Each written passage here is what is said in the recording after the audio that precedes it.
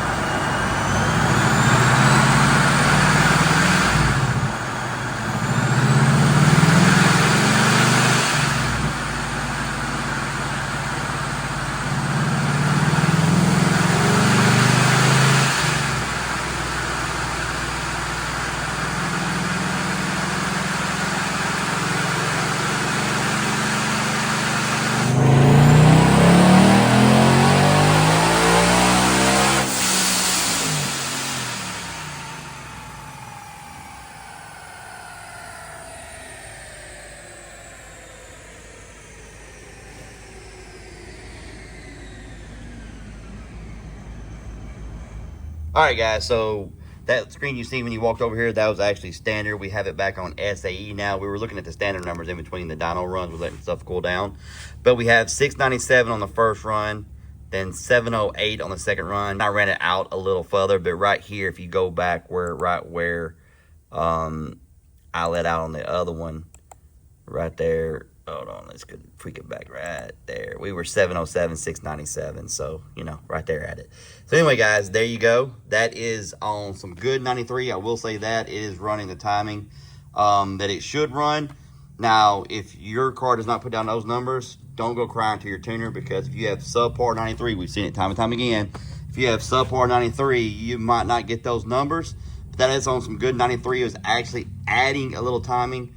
And I want to talk about that, because some people, they get to where is my car gonna run that? And next thing you know, they're emailing their tuner like, my car didn't put down those numbers. And the most important thing is get a log for your tuner. Yeah. You know, because I see time and time again, people go and they dyno the car, they don't get a log from the tuner, and they're like, well, my car did this, and they don't know anything without seeing a data log, because the fuel quality is everything. They can pull 5 degrees or add 2 to 3 degrees, and that's a big horsepower jump. We've seen 100 horsepower on this dyno before. Also goes for you guys, if you're driving your car and it feels great, and then one day you get some fuel in it, then, you know, 10, 15 miles down the road, you start noticing the car feels slower. Most of the time, if you data log it, you're gonna see that it's pulling a little timing. But anyway, guys, the car did extremely well. Now, this is stock headers, so put some headers on it.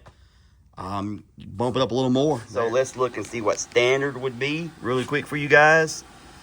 So go back over here, tools, options. I know most of you don't care, but some people run standard, and you'll get compared to them guys, so I just like to show both. So we're at 715, 727 standard. So there you go, guys. Guys, I'm really happy with the way this car turned out. It turned out great. You actually built it? Yep. So Gavin actually built the car. Like I said, he's our main tech here at HPR. So he actually built it. And man, let me tell you, these kits, let me get up here again.